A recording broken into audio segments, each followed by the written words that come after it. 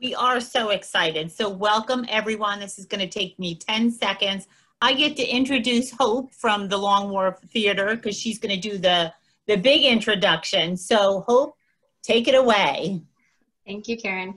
And thank you so much to RJ Julia. I'm really missing being in community with folks right now. So I know we're feeling some Zoom fatigue, but I'm actually really enjoying this space to see faces and to connect with folks who are here in Connecticut.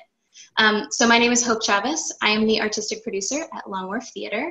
And as I was preparing and reflecting on this, I was thinking about the last show that we actually had at our theater before we had to close down for COVID-19 was I Am My Own Wife by Doug Wright, which is the true story of Charlotte von Malstorff. And she was a trans woman who lived in Germany through the Nazi regime. And she was a pretty powerful, I don't know, I just really admired learning about her story and reflecting on the courage that she had as a woman during that time. It was also the first production that ever happened that really centered Charlotta's story instead of Doug's voice as a writer. And it was with an all trans and non-binary team. So I just feel really excited to be in this space and to meet you, Jenny, for the first time. At Long Wharf Theater, we're certainly in the business of telling stories and telling them authentically. So if you are curious to know more about us, I encourage you to join us for our virtual benefit concert on June 8th. The tickets are only $20, and we hope that folks in Connecticut and far and wide will be able to celebrate with us. But enough about me, to the main event here with Jenny. I can't wait to listen to this conversation, so I will get right to it. We're all here to learn more about her book, Good Boy, My Life in 7 Dogs. As a cat owner, I'm still obsessed with this book and still thrilled to be a part of this conversation. It's actually the first time I've become familiar with Jenny as a writer. I was more familiar with her work in television, working on Transparent and I Am Kate, but she's actually the author of 15 books. And this is not her first memoir. Her first memoir was She's Not There, A Life in Two Genders. And this was the first best-selling book by a transgender American, which I think is pretty incredible. She also writes a column for the New York Times called Men and Women, and she's the inaugural Anna Quindlen Writer at Barnard College at Columbia University. So normally I think this is the moment where we would all applaud and welcome the person to the stage, but maybe we can do one of these. And Jenny, I give it over to you. Well, thank you for having me. It's a pleasure to, okay, sorry. Hi, everybody.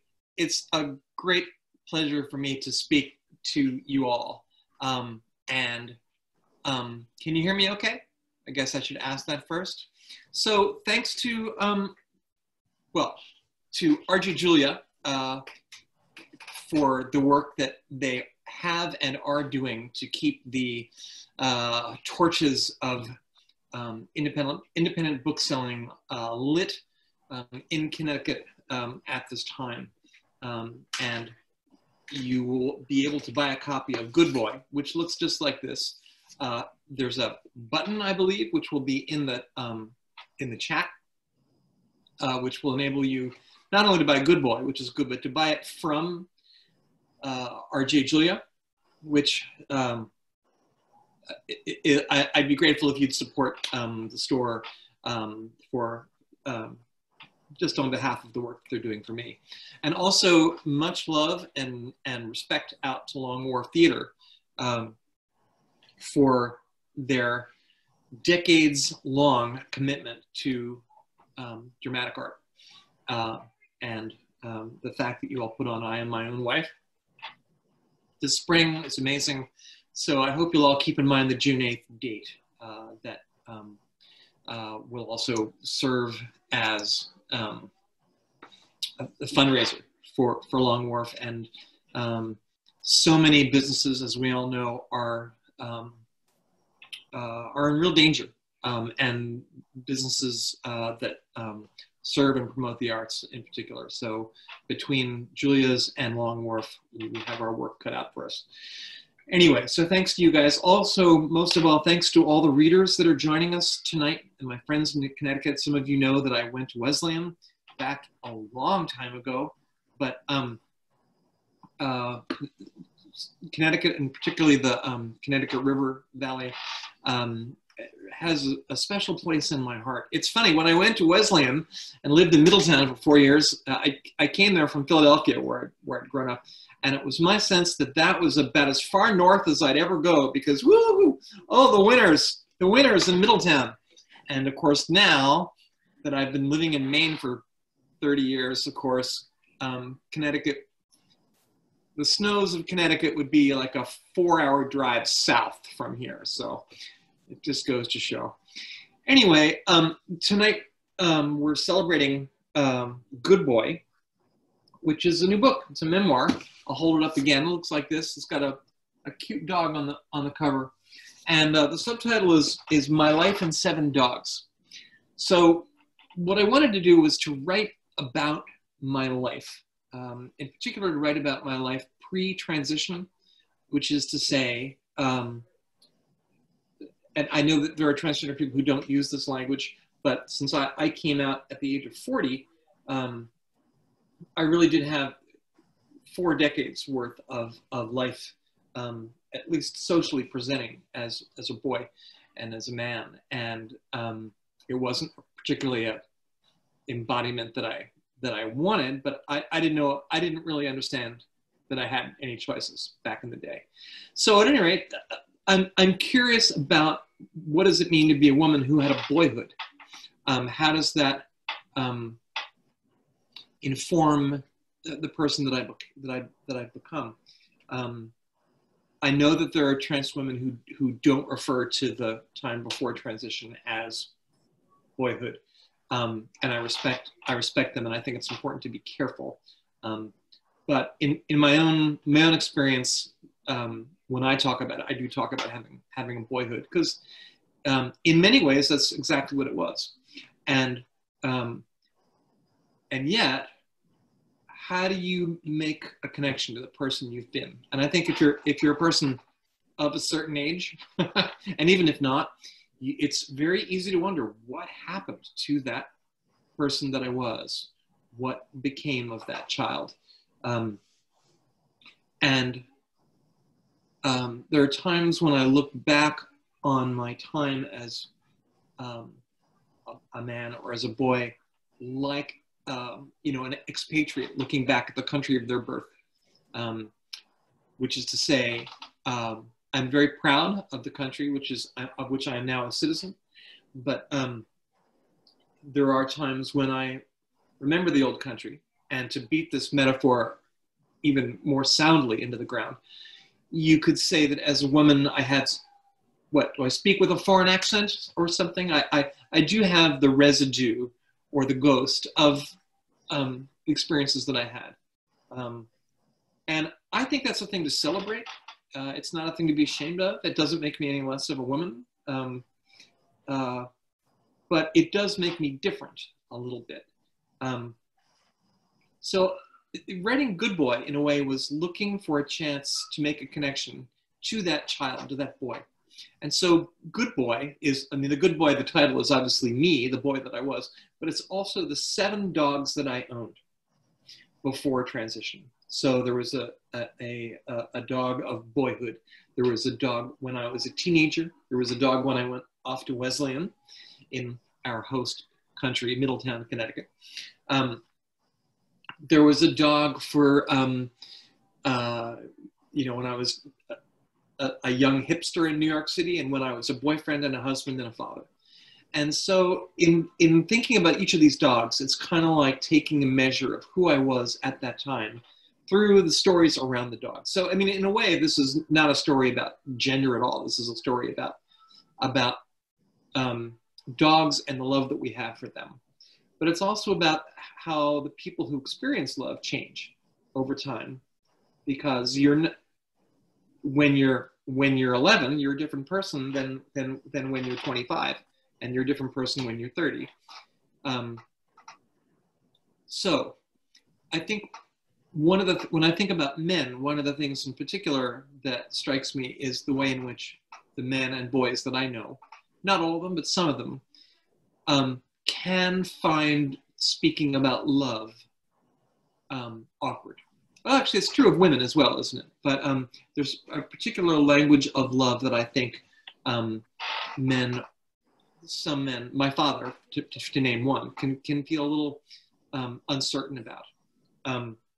it's one of the ironies of our life that we know if we are here on this earth for any reason, any one reason at all, it's to love each other. And yet to talk about love, you know, makes people roll their eyes and squirm, because I don't know, and I still don't entirely know why that is. I guess you'd think that the thing that's most important for us to do would be the thing that we're actually good at, which is loving each other and talking about the love that we carry in our hearts. But there's so many obstacles. We don't have the right language. We don't know how to say what we feel. We don't know how to put it into words. But that's where dogs come in, I think. Dogs enable us to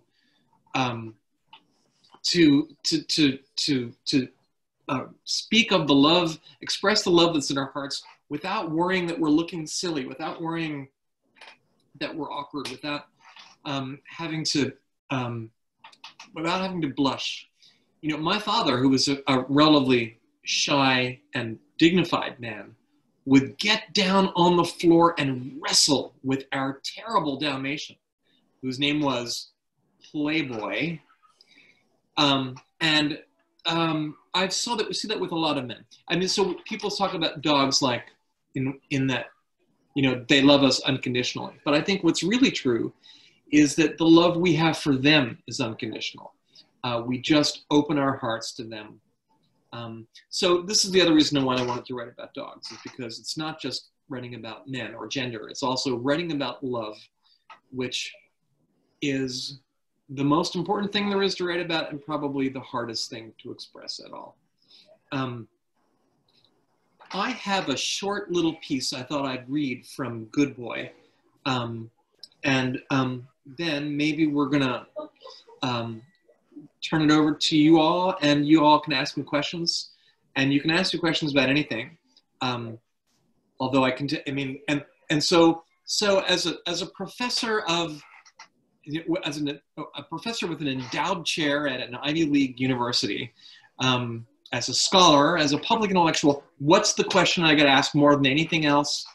That's right. The question is, what's Oprah Winfrey really like? So I can answer that question. She's very nice. And what's Caitlyn Jenner really like? She's nice too. No, we're just kidding.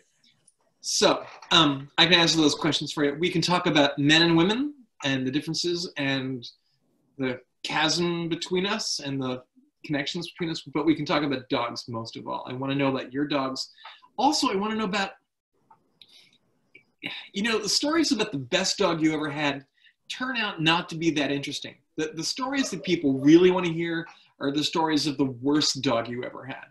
And when I write about these 7 dogs, I can tell you, in fact, most of them were questionable creatures, starting with Playboy, in fact, who, you know, would chase after motorcycles and take the Thanksgiving turkey off the table. And, I remember friends coming over to my house and like, you know, Playboy greeting them at the door, and my friends saying, "Does your dog bite?" And I'd have to say, "Yeah, pretty much."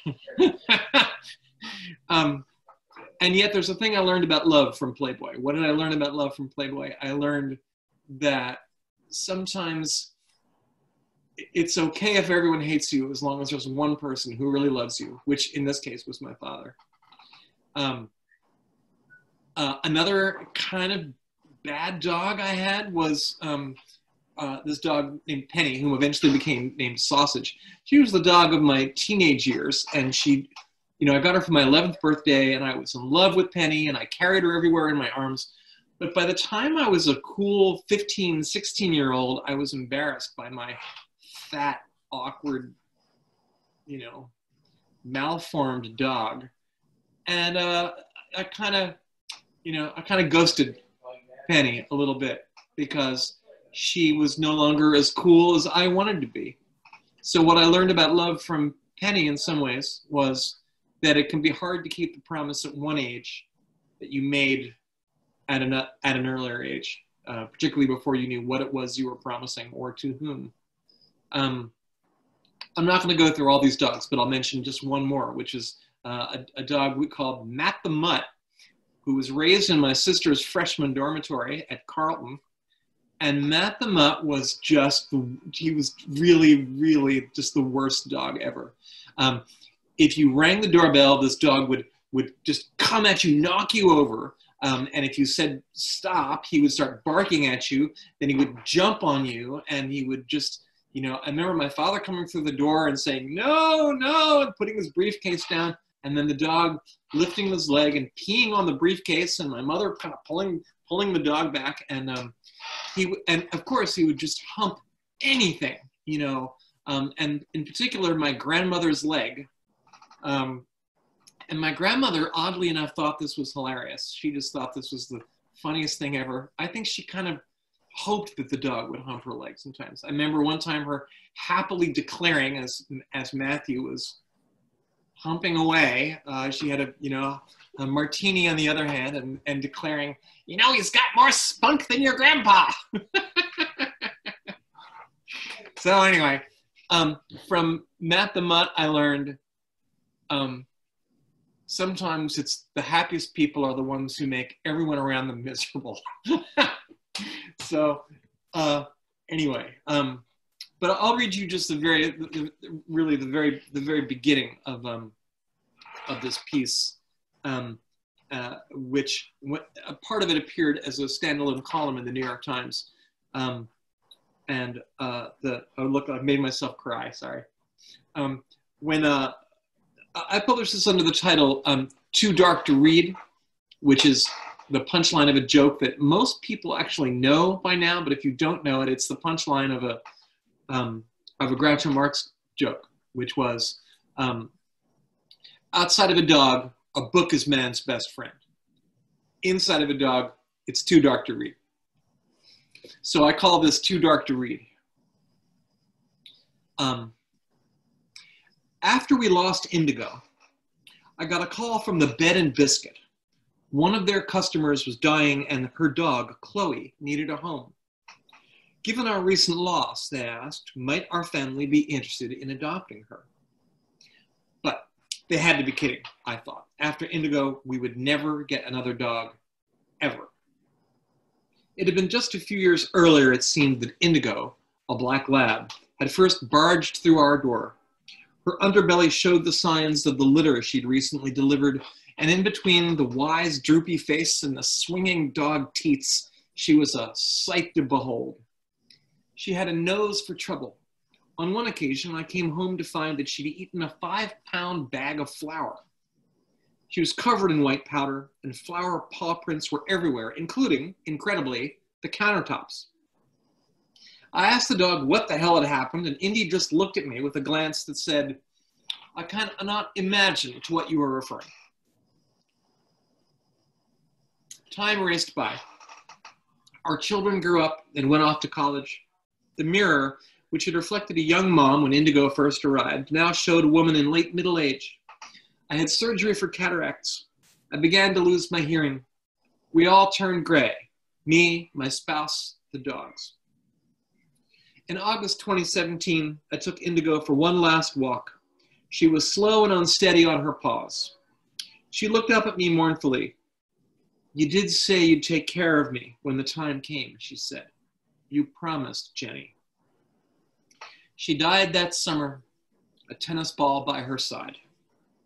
I told the Bed and Biscuit we were sorry, but we wouldn't be adopting any more dogs. I've owned 7 dogs since 1964, each one of them a witness to a particular phase of my life. But with the loss of Indigo, all that was over. The days of my dogs, I now understood, were done at last. Then, one morning, as I was passing the Bed and Biscuit in my car, I pulled over. I could at least lay eyes upon this Chloe. What harm could it do? She had a soft face. When Chloe entered our house a few hours later, she was cautious, uncertain. She spent hours that first day going to every corner, sniffing things out. Finally, she sat down by the fireplace and gave me a look. If you wanted, she said, I would stay with you. All right, let's see. let's skip to the end. It's funny, what I'm reading from, I took this book, which is where? Here's the book, Good Boy, now available in hardcover and as an audiobook, from R.J. Julia. I've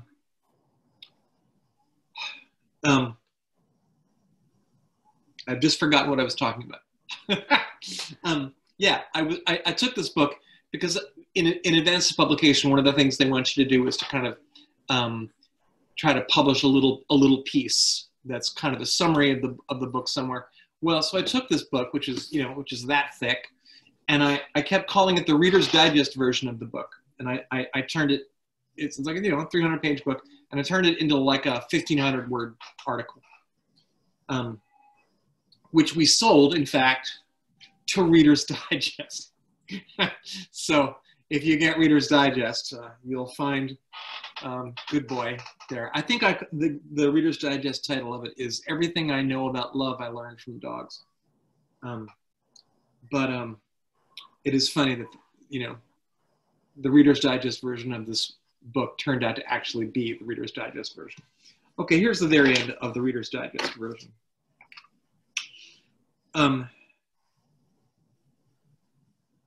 Whoops. Don't panic. Each of my dogs taught me something about the perilous nature of devotion. Some people will tell you the magic of dogs is that their love for us is unconditional, but I've never found this to be the case. What's unconditional is the love we have for them. At 60, I'm pretty sure that if there's any reason why we are here on this planet, it is in order to love one another. It is, as the saying goes, all you know on earth and all you need to know. And yet, as it turns out, nothing is harder than loving human beings, which is where dogs come in. It's in our love for dogs that we can express how hard it is to be human, how glorious and how sad. I remember my father, exhausted from his job, asking our terrible Dalmatian playboy, "Who's a good boy? Who's a good boy?" I still don't know the answer to my father's question. All I know for sure is it was not me. After Chloe joined us, I'd had hopes of having a conversation with her previous owner, the woman who'd been laid low by cancer. I wanted her to know that her dog had a good home and that we'd take care of her. When we finally got through, though, I learned that Chloe's owner had died the week before. It snowed that night, and I woke up in a room made mysterious by light and stillness. In the morning, I sat up and found that Chloe had climbed into bed with us as we slept. "Well?" she asked. I touched her soft ears in the bright, quiet room and thought about the gift of grace. "If you wanted," I said, "I would stay with you too." Oh, look at that. I made myself cry. I didn't think... It's not like I have never read this before. Oh my God. Hang on for just a second here. Okay, I'm all right. Are you okay? Is everybody okay? All right. So, you made me cry, so. Okay. Let's see. Now, it may be that some people have some questions that they'd like to ask. And at this time, remember, you can ask your questions in the chat function. Karen's going to ask some of those questions on your behalf. And Jenny here. Oh, stop. Oh, stop. Oh. Okay. Sorry. And Jenny here. As I'm going to try to answer, and you can ask me anything. If there's anything you want to know, don't be afraid to ask, because believe me, I've been asked everything. Yes, I can have an orgasm. Okay, let's just that and Oprah are the two. Well, I have to thank you, because I have 3 dogs presently, and when I go for a walk with them, I have dog envy for everybody that I pass, because mine are completely out of control. So in reading this book, I'm like, oh my gosh, finally someone has had crazy dogs like worse dogs than you. Well, not all the dogs are terrible. There's a story of at least 1 or 2 dogs that are just remarkable souls, and very well trained. But yeah, most of my dogs were nuts. Oh, yeah, they were so much fun. So Alex was Alex was the good dog. yes. And everyone, you have to know that the stories associated with these dogs, I was laughing. I couldn't even believe it. So one of them was, I think it was Lucy. Was it Lucy who didn't like the family and your son wrote a paper on it? Yeah, he wrote a paper for like 7th grade called "Our Dog Hates Us." Oh, it's so touching. Yeah, Lucy would go to our children's rooms and leave, take a dump in the kids' beds. Like she could have left that anywhere in the house, but she wanted to make sure her meaning would be ambiguous. It was just so fun. I laughed, and then there were times that I cried as well. But we do have a question. Do you have a dog now? And what's his or her name? And in this new normal where we spend endless time with our pets, what do you think it has done for our relationship with them? Well, so those are all great questions. So first off, yes, we have Chloe. Chloe is still with us. And we adopted Chloe thinking that she was a Labrador Retriever. She's black, a black lab. And yet there was something just a little, her coat just a little bit longer, a little bit gnarlier. So somebody told me that there are these tests now where you give your dog a DNA test, which I thought was the dumbest thing I'd ever heard of. But of course, I write a column for the New York Times. So my need to generate material for that column is such that I just felt like, well, I'm giving the dog a DNA test. So I did it because I could write about it. And wouldn't you know, Chloe is half Labrador. But the other half is something called a flat-coated retriever, which is not a dog that I'd ever heard of before, but it's kind of like, almost like a black Irish setter, maybe. Not quite that long-haired, but so Chloe is half lab, half flat-coated retriever, and she's adorable. She's not here right now. She's downstairs with the rest of the family watching Outlander. I don't know, I guess the dog really likes those kilts and things, but the bagpipes. Now there was a lot more. What was the rest of that question? There was like, who's my dog now?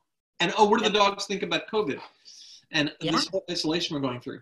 Well, dogs, they are psychic in a way. They have the ability to read emotions, which in some ways sounds all woo-woo, but dogs have a remarkable sense of smell, obviously.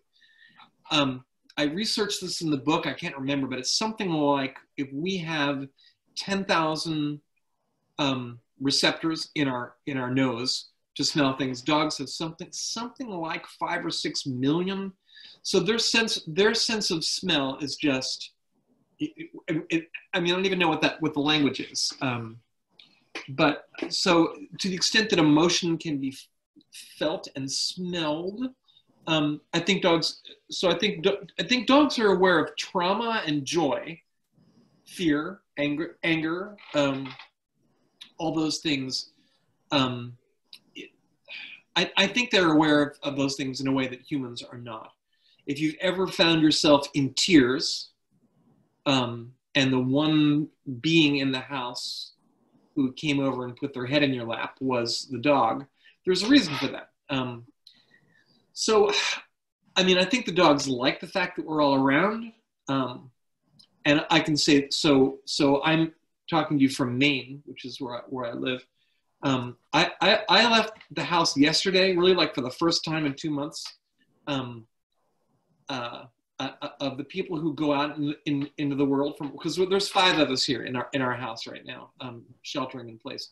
I'm not the one who goes to the grocery store, or to the liquor store, or really to anything. I'll walk around the lake and I'll take the dog for a walk. But, so dogs like the fact that we're all home, but I think they know something is wrong because, we're at various times, all of us, and I'm sure this is true for you and your dog as well, your dogs, everyone who's listening to this, you know, they know that we're freaked out, and we are not ourselves. We are worried.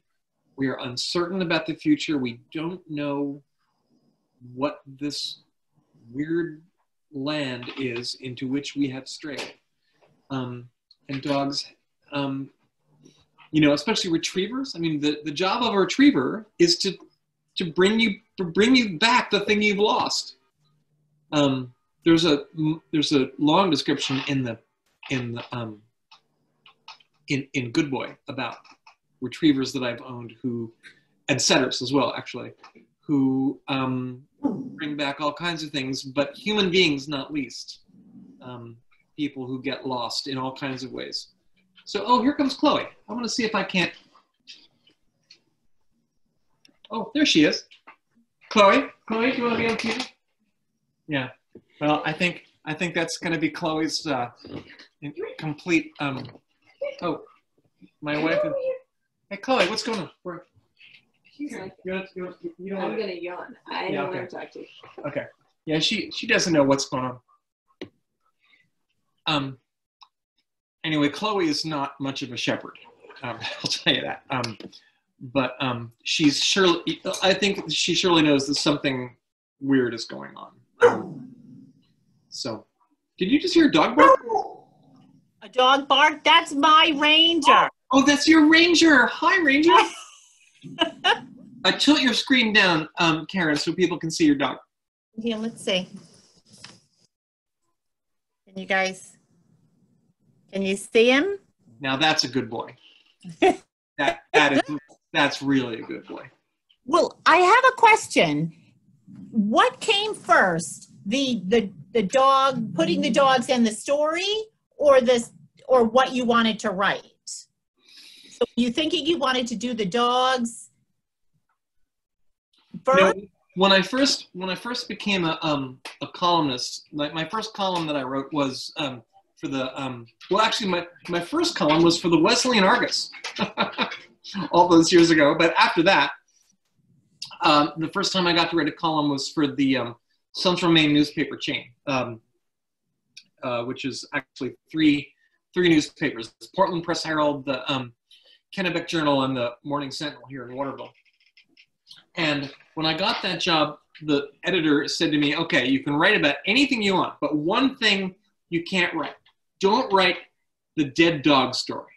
He said, "It's just don't write, because it's just too cheap. It's just, you know, just don't write that column." I said, "Okay." And then when Lucy died, I wrote the dead dog story, and of course I got hundreds of letters. And so, you know, 10 years later, I was writing my column for the New York Times, which I don't know if you all know it or see it. It's on the op-ed page every other Wednesday. So not today, but a week from today. Which reminds me, I gotta write that thing. What am I gonna write about? Oh well. No one told me don't write the dead dog story, but I was nervous about it. But then when Indigo died, I thought, well, I want to do this, but I also want to write, I want to put in a pitch for shelters and for adopting dogs that need homes, which is what we did both with Indigo, was an adopted dog, as well as Chloe, her successor. And I wrote the piece, and it was a huge success, you know. We used to say it went viral, but now we're kind of not sure about that language. Right. So anyway, so I had that column, and I thought, well, shit, I guess people really like to talk about dogs.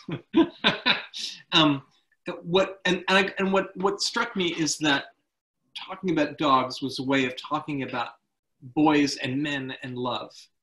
Because, you know, I've written several memoirs of my experience as a transgender person, and in fact, I wrote 3. The first one was She's Not There, which is essentially a transition story. The second one was called I'm Looking Through You, which is a story about growing up in a supposedly haunted house. And it uses it talks, at the heart of that book is my relationship with my sister. It also uses the metaphor of haunting as a way of talking about the way we occupy our bodies. And then the third book was called Stuck in the Middle with You, which is kind of about parenthood and the differences between motherhood and fatherhood. So I kind of felt like I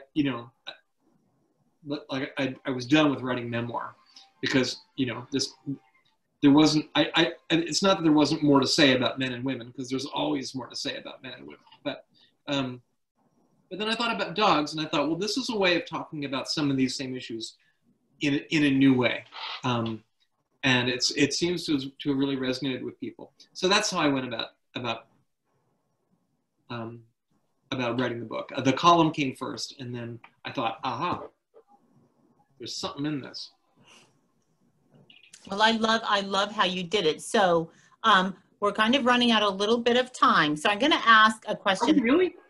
Wow. All authors, and as a bookseller, I have about 10 seconds to sell a book to someone if they're in front of me. So in 10 seconds, and you're a bookseller, how would you sell Good Boy? 10 seconds. Okay. I've never done anything in 10 seconds.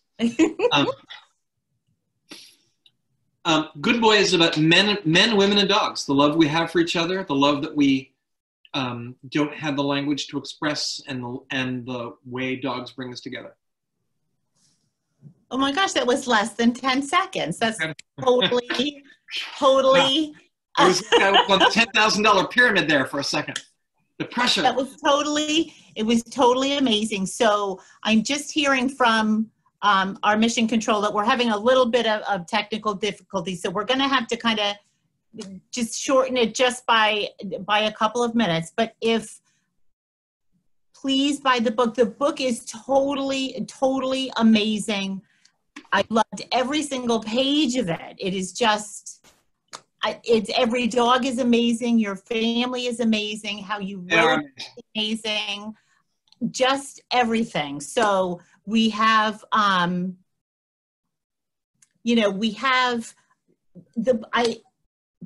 have to just say, the book has changed me a lot about my dogs, because now I've taken another look at all of the dogs that I've had in my life, and I've kind of equated them with things that have gone on in my life. And it's an amazing gift, this book, that you've given me, and that anybody who reads it, they're going to, it's really amazing. And I have to thank you for writing it, being brave enough to write it. And it's just amazing. And I'm getting a note from our mission control that, hooray, the technical difficulties have been resolved. So, woo! So we're all set to keep going. We were just a little worried. So getting ready to say goodbye there. But no, so we can talk more. So I'm glad. Thank you, mission control. Thank you, mission control. Well, we're nearly done. Why don't we take just one or two more questions, and then we'll we all need to go out for a walk. So we have a question about, was it difficult to go back to when you were a boy and a man and write about it? Not really. I mean, what was difficult about that life is just that you have a secret life that nobody knows about. I mean, sometimes I think the biggest difference in my life, it's not going from male to female. It's going from someone who had a secret to a person who doesn't have a secret. If you are a person who is carrying a secret around, it's kind of like having a big invisible dog. It's like having a Saint Bernard that no one can see. It's just always has to be fed, that always has to be tended to. Or if you like, what's the cliche of the mime, the glass wall? It is hard to go back and remember a time when, I couldn't answer the most fundamental question that human beings have to ask, who are you, with any honesty to people, because I felt like if I told the truth, I would risk a lot of things. Risk violence, risk losing my family, risk losing the love of people that I loved. So it was really scary. But all that said, you know, a lot of my memories, not all my memories before transition, I mean, to say the least, were bad. I mean, I have a lot of very, very happy memories of being a boy, and many of those memories revolve around dogs. In a way, I kind of felt like, you know, this gives me a chance to tell the stories that I don't get to tell anymore. Because, I mean, I know a lot of transgender women who, you know, they kind of act like their lives began when they first went through transition, when they first stepped through that door. Which, and I get that, and I respect that, but it also kind of means that, well, then you're a person who never had a childhood. And you're a person who doesn't have a past, and everybody needs a past, and everyone needs a childhood, and you have to make your peace with where you've come from, even if it's not a place you want to go back to. And one of the ways we make peace in our lives is by telling stories. There's, you know, I mean, you don't have to be transgender to have a before and an after in your life. I think most of us would think that there's something that happened in our lives, and time can be measured in terms of before that moment and after. There's not before and after. It's one life, not two. And so the way we connect I mean, tell me you've never looked, this is for the older people who are tuning in, but even if not, even younger people, you look in the mirror and you think, who the hell is that? Who is that middle-aged person? Or who is that no longer young person? Or who is that person who is no longer a child? You know, you see lines on your face. You see some of this, our actual hair color is starting to be visible. So it can be really shocking. How do you build a bridge between who you are and who you've been? And the way, I mean, everybody has different answers to that, but the way I do it is by telling stories and remembering stories, and by honoring the person you were, as messed up as you were, as all the mistakes you made, all the things you wish you'd never said, the things you wish you'd never done. That was still you, and you lived your life, and we should, if you can look back on your life with gratitude and joy for the good things. And most of the good things in my life are centered around the dogs. So I say this by way of encouraging everyone to tell your story. And that doesn't mean necessarily publish a book, but tell your story. Not only so, I mean, you can make sense of your life, but also so your children and your friends and the people in your life. Let me show you something. Do I have it? Where is it? Oh wait, hang on, it's right here. I just found this book in the bookshelf. You can see I've got bookshelves all over this house, and things get lost in the bookshelves. This is a book of stories that my mother wrote about growing up after she immigrated to this country in the 20s, and what it was like to live in poverty on a piss poor farm in New Jersey. And and my mother's been gone for almost 10 years now. But because I have these stories, I know who she was. And I understand who she was and who I am a little bit better. So I'm just kind of encouraging everyone, tell your story. Whatever it is, however you can. You'll do good in the world. Well, now, have you, with Long Wharf Theater here, have you ever thought of making Good Boy into like a play or something? Because it would make a great like comedy of some sort. Well, and if we have the with a little, I would love to do theater. About a dozen years ago, I put together a one-woman show, which had music in it, and you know, so I mean, it sounds like fun. So Long Wharf, if you're out there,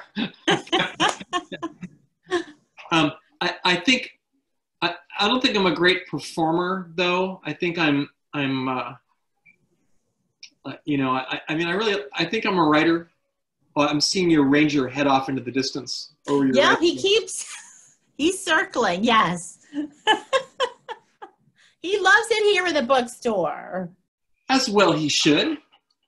But I have to tell everybody that I brought Ranger because the number 7 dog in your book is Ranger. Yes, if I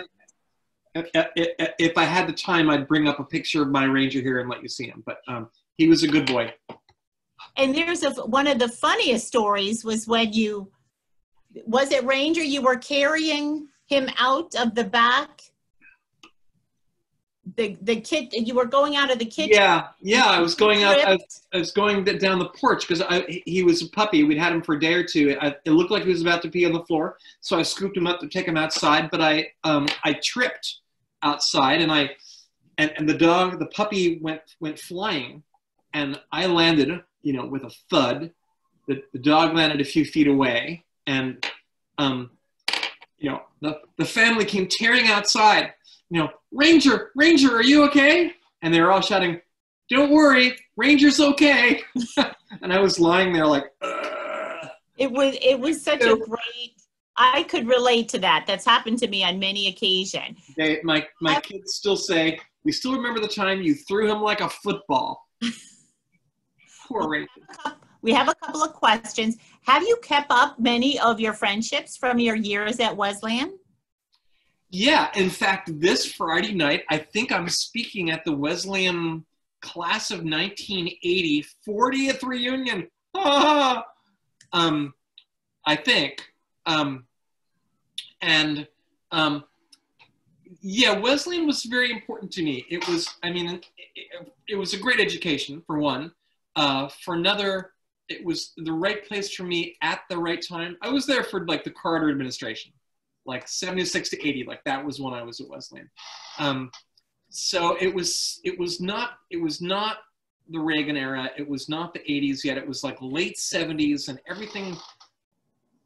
Looking back, it was kind of this goofy golden time, you know. I learned a lot about writing there. Some of my friends or people I worked with at the newspaper there. So yeah, I've kept a lot of my friends, and I'm really grateful to Wesleyan. I mean, what's funny about that college is that, you know, while I was there, I felt I was able to be.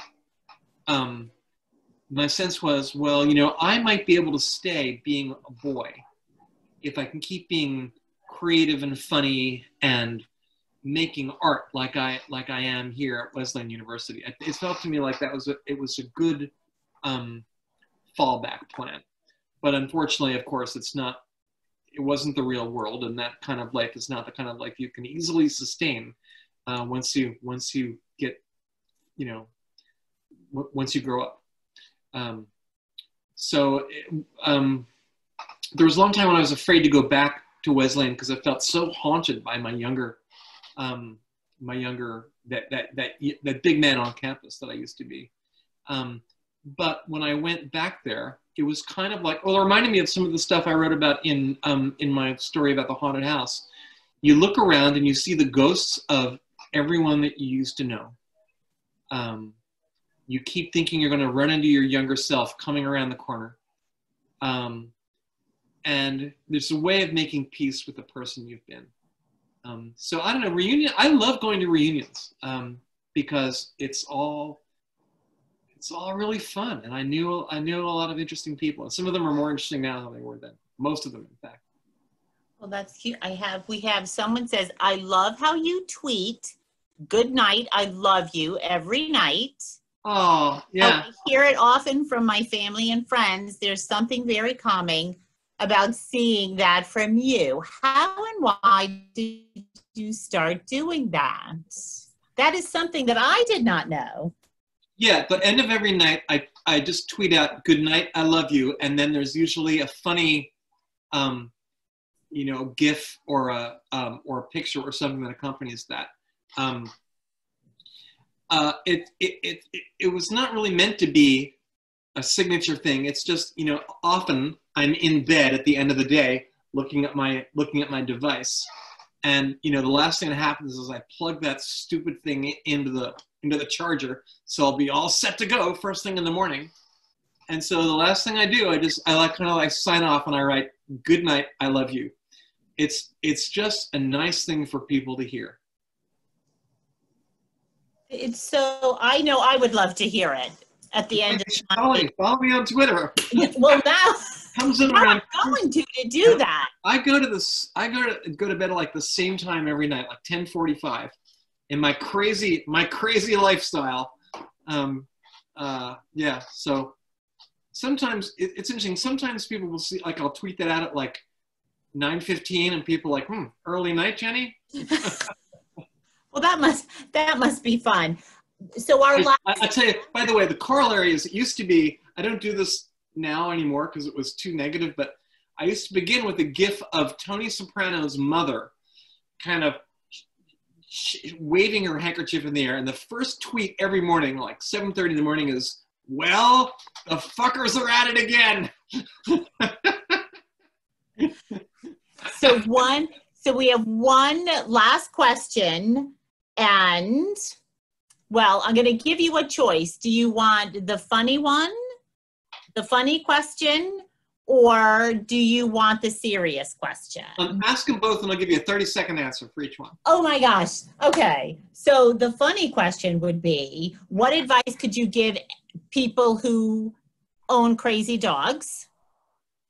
And then dog school. It really helps. I mean, dogs, and it doesn't have to be a puppy. If your dog is kind of hysterical crazy, the first thing your dog needs to do is to be loved and to be calmed down. And I mean, a lot of adopted dogs are crazy because they live in fear of their previous owners.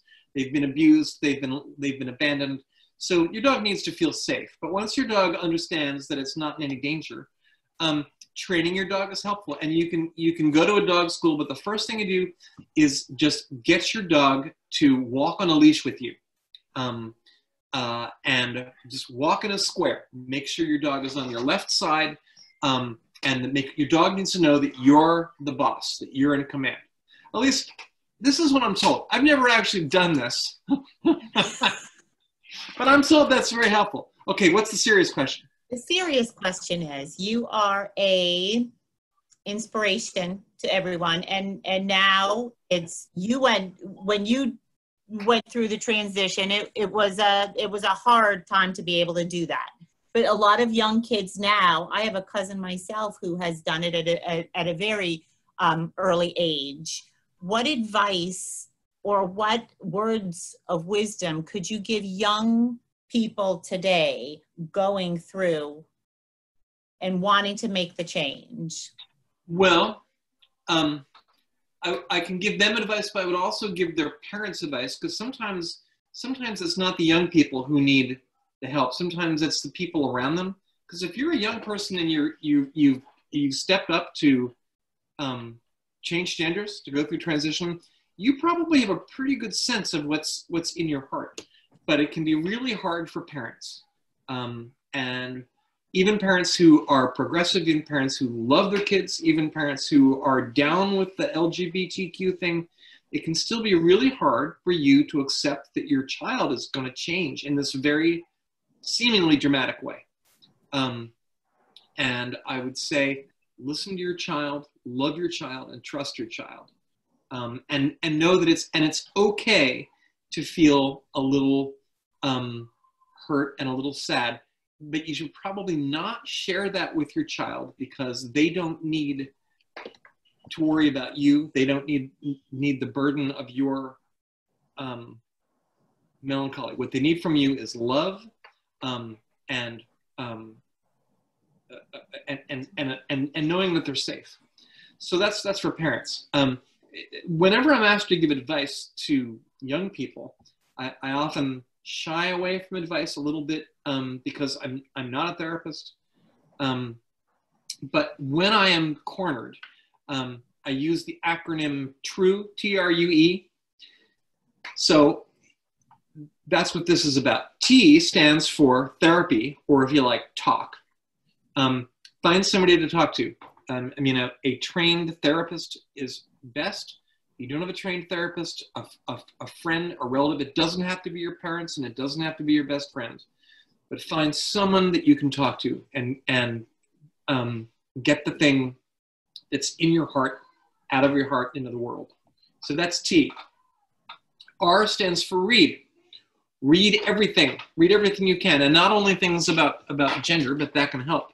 There are a lot of good books. There didn't used to be a lot of good books. I'd love for you to read Good Boy, now available through the chat function here on our conversation. You could try my original memoir, which was She's Not There.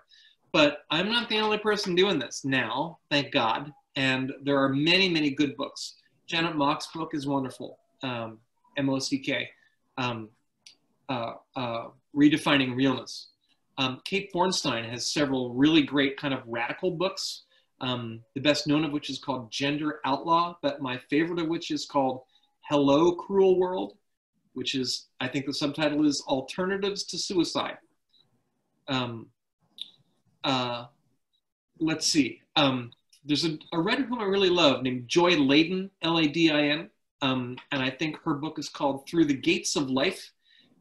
She was the first transgender person to transition at an Orthodox Jewish institution.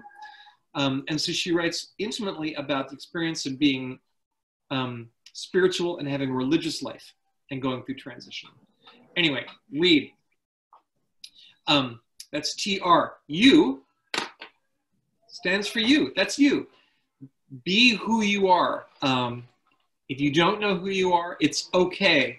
Give yourself time to find out. Experience the world.